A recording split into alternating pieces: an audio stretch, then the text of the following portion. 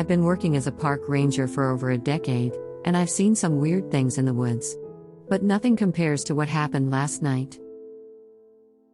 It was around midnight, and I was patrolling the park in my truck. I noticed a faint glow in the distance, near the old cabin that was supposed to be abandoned.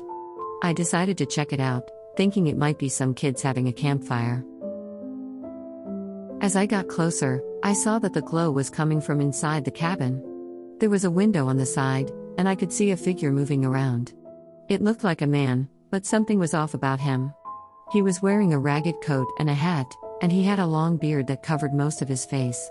He was holding something in his hand, something that looked like a lantern. I parked my truck and got out, grabbing my flashlight and my gun. I approached the cabin cautiously, calling out to the man.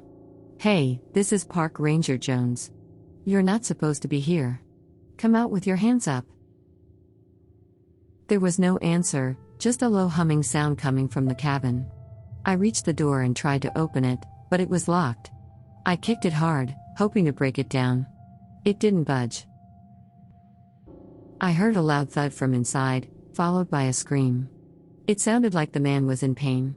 I kicked the door again, harder this time. It still didn't move.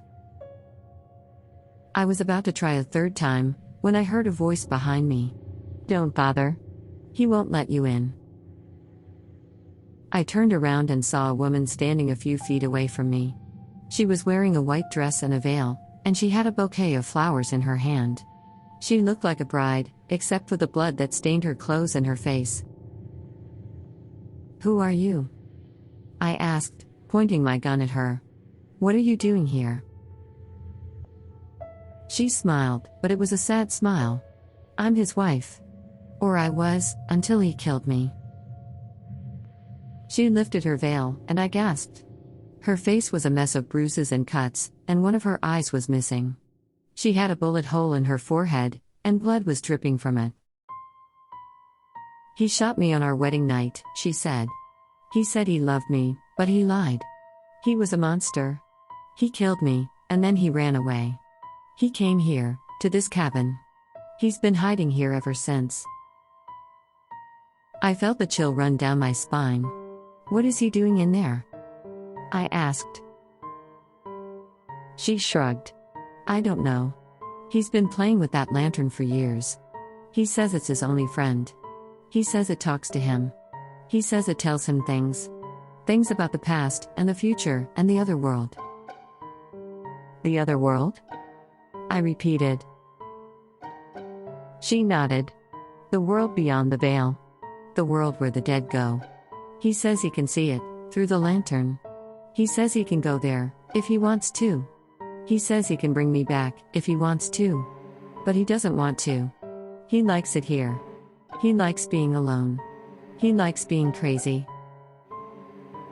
She looked at me with pity. "You should leave, Ranger. You don't want to see what he can do. You don't want to see what he is." I was about to ask her more questions, when I heard a loud bang from the cabin.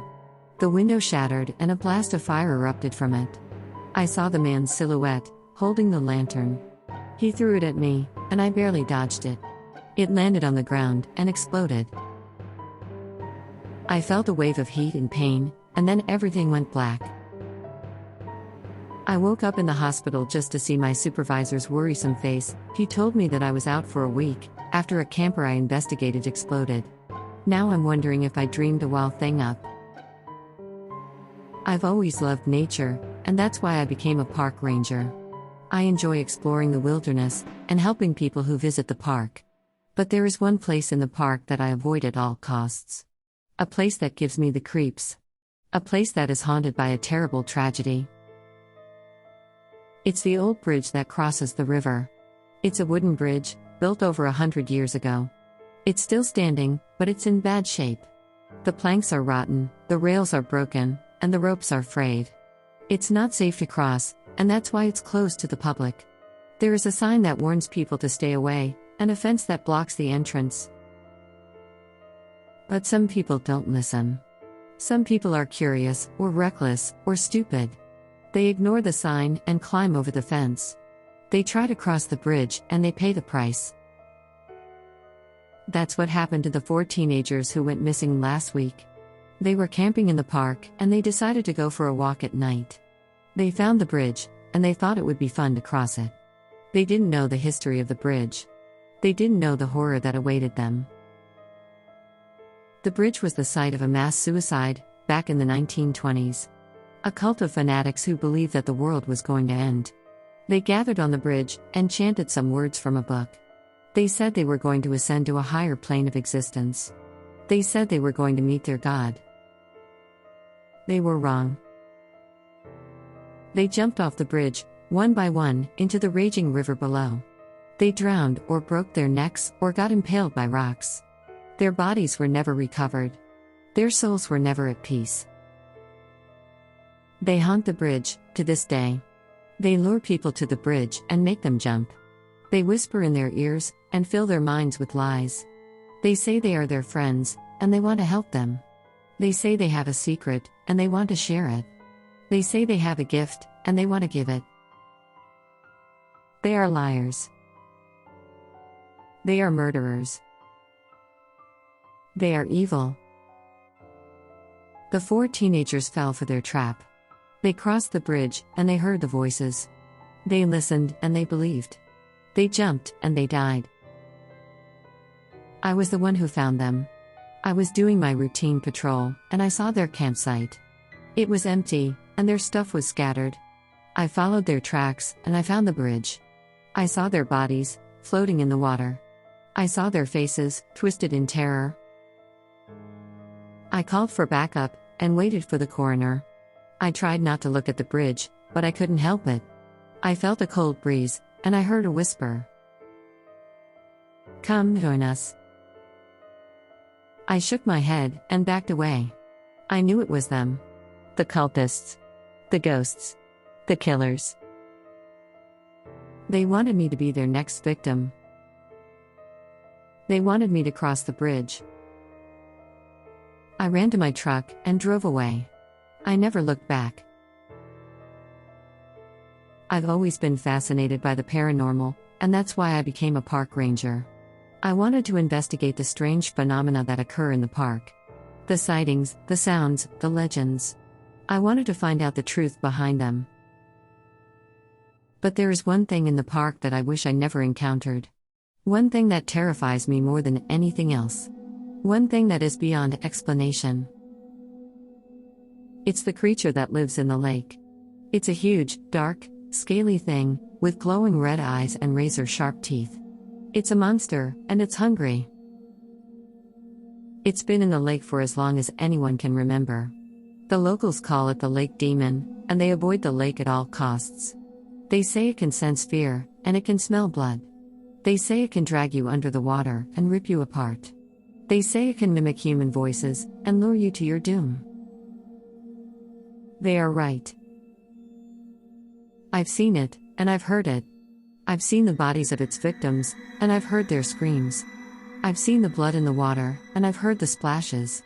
I've seen the tracks on the shore, and I've heard the growls. I've seen it, and I've heard it. And it knows I've seen it, and it knows I've heard it. It wants me. It's been stalking me, for months. It follows me, wherever I go. It watches me, from the depths. It waits for me, in the dark. It taunts me, with its voice. It sounds like my wife. My wife, who died in a car accident, 2 years ago. My wife, who I loved more than anything. My wife, who I miss every day. It sounds like her, but it's not her. It's a trick, a trap, a lie. It calls me, every night. It calls me, from the lake. It calls me, with her voice. Come to me, honey. I'm here. I'm waiting for you. I need you. I love you. It calls me, and it tempts me. It calls me, and it tortures me. It calls me, and it scares me. I know it's not her. I know it's the lake demon. I know it wants to kill me. But sometimes, I wonder. Sometimes, I hope. Sometimes, I wish. Maybe it is her. Maybe she's alive. Maybe she's in the lake. Maybe I should go to her. Maybe I should answer the call. I've always been curious about the mysteries of the park, and that's why I became a park ranger. I wanted to discover the secrets of the land, and the creatures that inhabit it. I wanted to learn more about the history and the legends. I wanted to see things that most people never see. But there is one thing in the park that I wish I never saw. One thing that haunts me to this day. One thing that is beyond belief. It's the ghost of the little girl. It's a pale, thin, blonde girl, wearing a blue dress and a red ribbon. It's a sad, lonely, harmless girl, who just wants to play. It's a lie. It's not a girl. It's not a ghost. It's something else. Something worse. It's a trap. It's been in the park for a long time, maybe longer than the park itself. It's a predator, and it's clever. It knows how to lure its prey. It knows how to deceive them. It knows how to kill them. It pretends to be a girl, a lost girl, a friendly girl. It appears to people who are alone, or vulnerable, or bored. It asks them to play with it, to follow it, to help it. It acts innocent and sweet and grateful. It's a liar. It leads them to a cave, a dark, damp, cold cave. It tells them it's its home, and it invites them in. It tells them it has something to show them, something to give them, something to share with them. It's a killer. It traps them in the cave, and it reveals its true form. It's a hideous, monstrous, twisted thing with claws and fangs and tentacles. It's a hungry, angry, evil thing that feeds on fear and pain and flesh. It tortures them, and it eats them. It plays with them, and it breaks them. It laughs at them, and it mocks them. It enjoys it. It happened to me, and it almost killed me. It happened to me, and it scarred me. It happened to me, and it changed me. It happened to me, and I hate it. I was new to the park, and I was eager to explore it. I was alone, and I was bored. I was walking on a trail, and I saw her. She was sitting on a rock, and she was crying. She looked at me, and she smiled. She asked me to play with her, to follow her, to help her. She lied to me, and I believed her. She led me to the cave, and she trapped me in it. She showed me her true form, and she attacked me. She hurt me, and she ate me. She played with me, and she broke me. She laughed at me, and she mocked me. She enjoyed it. I fought back, and I escaped. I fought back, and I survived. I fought back, and I wounded her. I fought back, and I hated her. I ran to the ranger station, and I called for help. I ran to the ranger station, and I told them what happened. I ran to the ranger station, and I showed them my injuries. They didn't believe me.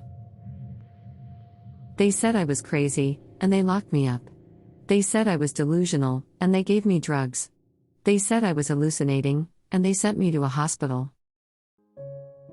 They were wrong. They didn't see her, and they didn't hear her. They didn't feel her, and they didn't smell her.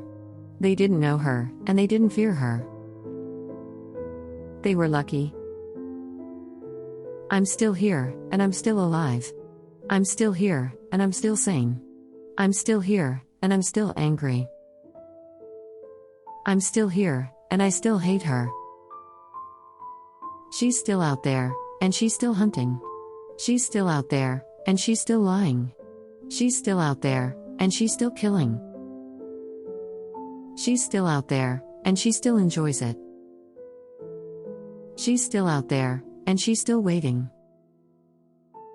She's waiting for me. She's waiting for you.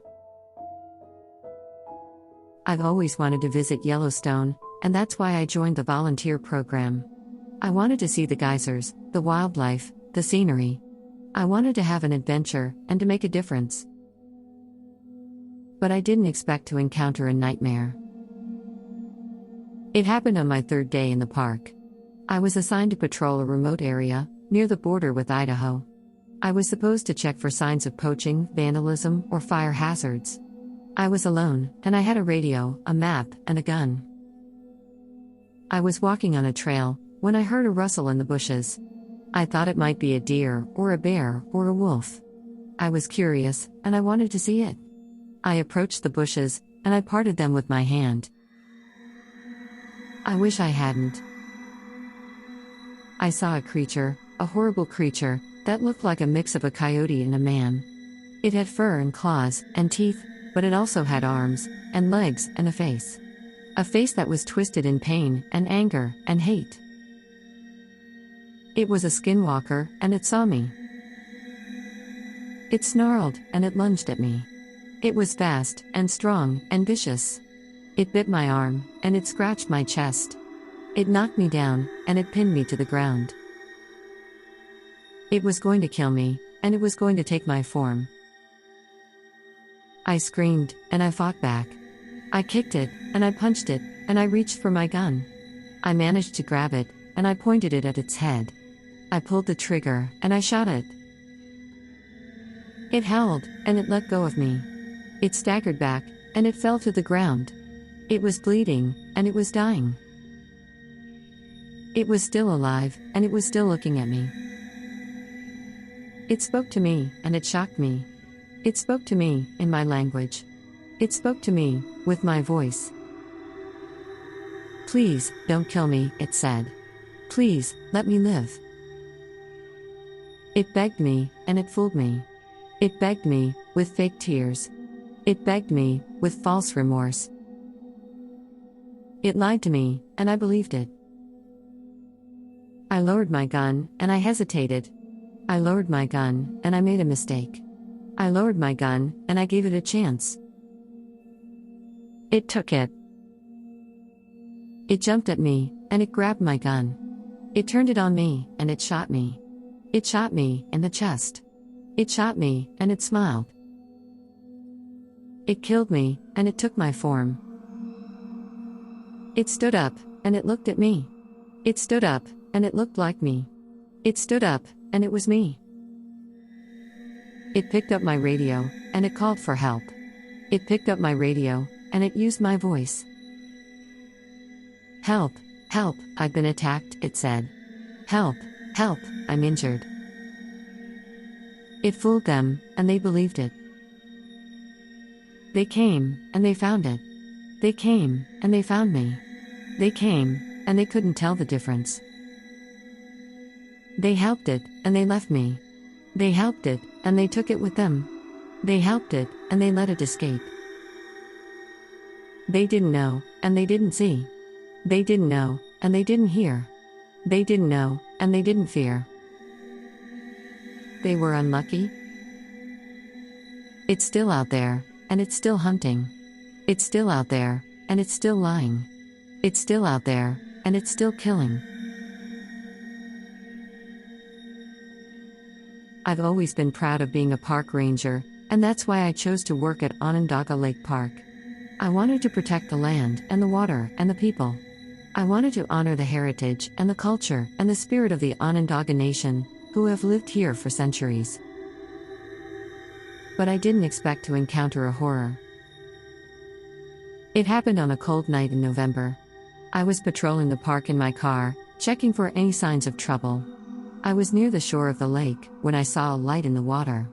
It was a faint, blue, flickering light, that moved slowly across the surface. It looked like a lantern, or a candle, or a firefly. I was curious, and I wanted to see it. I parked my car, and got out. I walked towards the lake, and followed the light. I thought it might be a reflection, or a prank, or a glitch. I was wrong. I reached the edge of the water, and I saw a figure. It was a woman, a young woman, wearing a white dress and a veil. She was floating on the water, holding the light in her hand. She looked at me, and she smiled. She had a beautiful, but sad smile. She was a ghost, and she spoke to me. "Hello, Ranger," she said. "Do you know who I am?" I shook my head, and I felt a chill. I shook my head, and I made a noise. I shook my head, and I drew her attention. She told me, and she scared me. She told me, with a soft voice. She told me, with a tragic story. She was the bride of the lake, and she died here. She was the bride of the lake, and she drowned here. She was the bride of the lake, and she haunts here. She was supposed to get married, on a boat, on the lake, on a sunny day. She was happy, and excited, and in love. She was ready, and eager, and hopeful. But something went wrong, and she never made it. Something went wrong, and she fell into the water. Something went wrong, and she couldn't get out. She was wearing a heavy dress, and a long veil, and a lot of jewelry. She was weighed down, and tangled up, and suffocated. She was alone, and scared, and desperate. She died, and she became a ghost. She died, and she became a legend. She died, and she stayed here. She stayed here, and she waited. She waited for someone to find her. She waited for someone to help her. She waited for someone to love her. She waited for me. She reached out her hand, and she asked me to take it. She reached out her hand, and she asked me to join her. She reached out her hand, and she asked me to be her groom.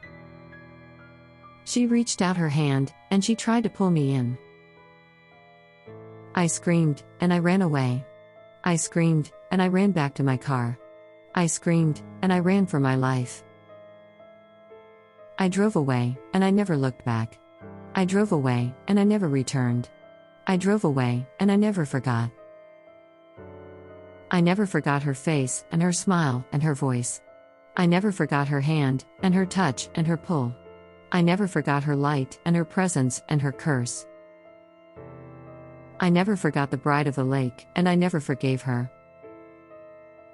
She ruined my life, and she haunted my dreams.